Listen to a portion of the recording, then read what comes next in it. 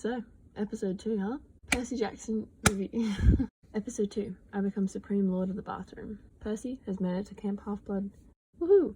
He wakes up in an infirmary 2 days after his Minotaur battle and grapples with the fact that his mum just died. At least he shows some genuine remorse here. Movie Percy literally looked like he had just left his car lights on. Attention to the driver of the orange upside-down Camaro. The lights are still on. One thing to note from this scene is there is not a mention or sight of ambrosia. I was really looking forward to seeing this because, you know, it would be a really cool thing, but it was just completely ignored. And if you didn't know, ambrosia is the food of the gods, and it has this like healing powers, and it helps demigods heal in battle and things like that. And it's supposed to taste like anything you can imagine. It's like a magic juice basically, and they just skip right over it. Oops, also, I forgot to mention we got the long-awaited "You Drool When You Sleep" line from Annabeth, except horror style. You drool when you sleep. I'm scared. Percy makes his way to try and find his dad, but he doesn't actually know where he's going, so he actually runs into Mr. D, camp director. Peter Johnson is here! He's sitting in one of the most beautiful rooms I have ever seen. The things I would do to have that in my house. Architectural Digest, get onto this. Anyway, Percy is all confused and is trying to find his dad, and so asks Mr. D, who was less than helpful. And this is when Grover pulls Percy aside, and by that I mean like a meter aside, so he can definitely still hear what they're saying. And he tells Percy that this is Dionysus, the god, and that he should watch what he says to him.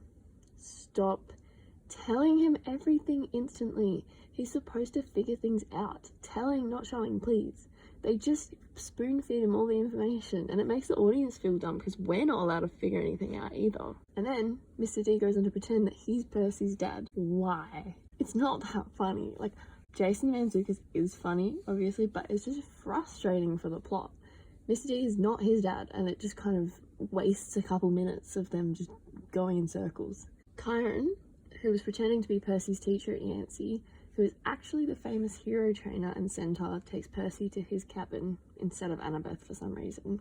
Stop the Annabeth erasure. Justice for Annabeth's screen time. So Percy's cabin for now, while he remains unclaimed by his secret dad god, is the Hermes cabin. We also get to see some of the other cabins in this, and please, whoever is on set design, give them a raise because oh my, they just like keep delivering, seriously. Maybe the only reason I kept watching was for the set designs.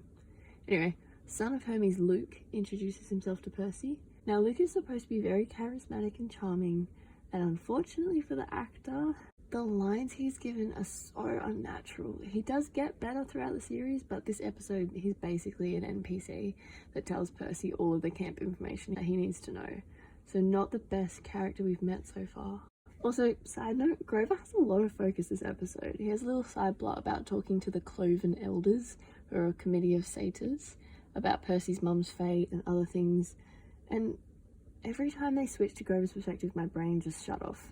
I don't care. Stop taking away from the main story to move on to something more boring that eventually would have been figured out anyway without Grover being there.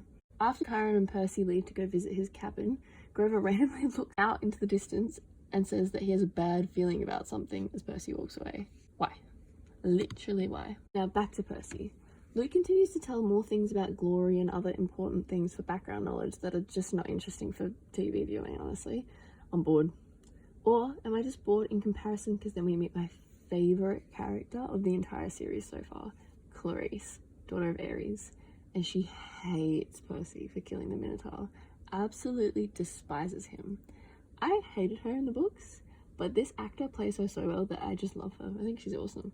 And we get to see more of Clarice further in the episode. Points to the show for the scene where Percy burns his food as an offering to the gods and is using it as a way to try and speak to his mum.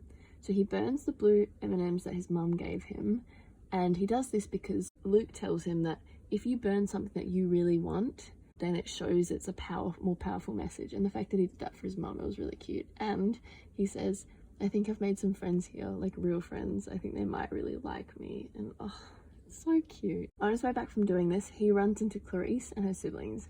Yay, Clarice is back. Give her an Oscar, please. She tries to plunge Percy's head in a toilet in the bathroom. Because Percy won't admit that he faked beating the Minotaur for attention.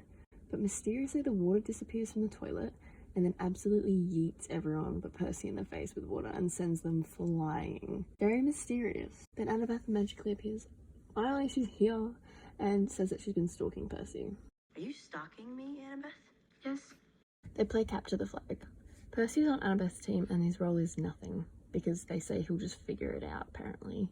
He's supposed to guard the creek or a certain border in the book, just saying that he actually has a role. So he's all on his own, and there's a cute montage where he pats a lizard and does other random things like flossing, which is really cute, and honestly it's very Percy. And then Clarice appears, so basically the best scene of the show. Clarice has a sick-as electrified spear, which is terrifying, and she's trying to turn Percy into a kebab. He's getting destroyed out there, and he runs from the hilly area where he is down to the edge of the lake, and he miraculously just becomes this godlike fighter and beats Clarice and her siblings. Now, in the book and the movie, to show instead of tell, Percy is losing his battle when he's fighting Clarice, and he gets pushed towards the edge of the lake, and when he makes contact with the water, when he's touching the water, he's rejuvenated and becomes a powerful fighter fueled by the water that he's in contact with. In the show, they decided that him just being in the vicinity of water was enough for him to turn into this insane demigod fighter, which just made the scene make way less sense. If you hadn't read the books, this wouldn't make the reveal that he's Poseidon's son make any more sense, and you wouldn't have been able to work it out for yourself. I don't know why they did this, because it really diminishes the reveal, because it doesn't make sense. Why is he near the water and can be a really good fighter? Also, Clarice is so mean, but her spear gets broken because, yeah, how dare you have the audacity to break the spear that my godly godfather gave me, okay? Percy, take a step back. As I said, he's Poseidon's son. That gets found out when there's this really, really cool glowing trident above his head. It looks sick. I think they actually killed that. And this is why people like me are annoying, because I wanted to be him. He's not like other girls, like on another level, and I love it. In the books, directly after this reveal that he's Poseidon's son, there was a hellhound that came and tried to kill Percy. And this was a very important part of the plot, because monsters can't get through the magical barrier that protects Camp Half-Blood, which means that someone from inside the camp summoned it. That means that when Percy is piecing together who stole the lightning bolt at the end, he can actually figure out that it was someone within the camp, and it helps him figure out who it is. And in the show, this whole thing is ignored. There's no hellhound, there's nothing like that. And also, he's revealed to be a forbidden child, and he's the forbidden child that the prophecy wanted, so Percy is given the quest, which he only accepts because Grover comes barreling in to tell him that if he does the quest, he can save his mum.